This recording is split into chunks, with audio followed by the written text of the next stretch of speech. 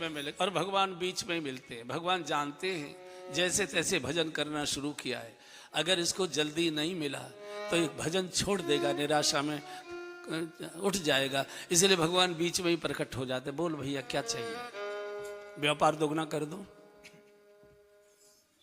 पड़ोसी का सत्यानाश कर दूं, बता।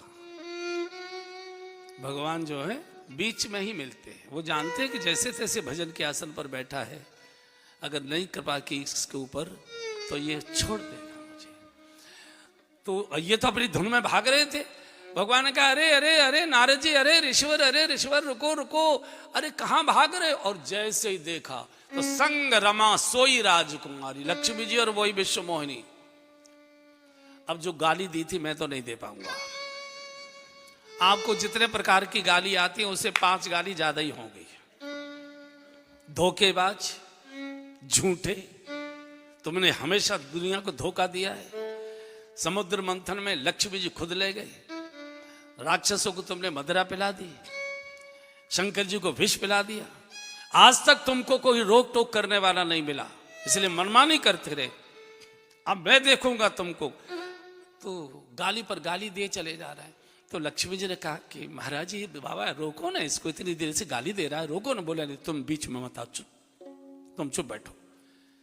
अरे गाली दे रहा है। बोले गाली नहीं दे रहा है, तो नेग पूरा कर रहा है। बोले क्या मतलब। बोले शादी के समय गालियां गाई जाती हैं, तुमको लेकर मैं जल्दी निकल आया तो गाने यहां तक आया है बेचारा, नेग पूरा करने आया, नेग पूरा करने।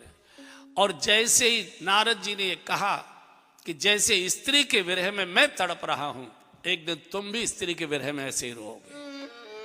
और जैसे ही श्राप हुआ भगवान को, शीश पर साधु का श्राप भी प्रसाद ही होता है, शीश पर धारण किया और माया समेट ली।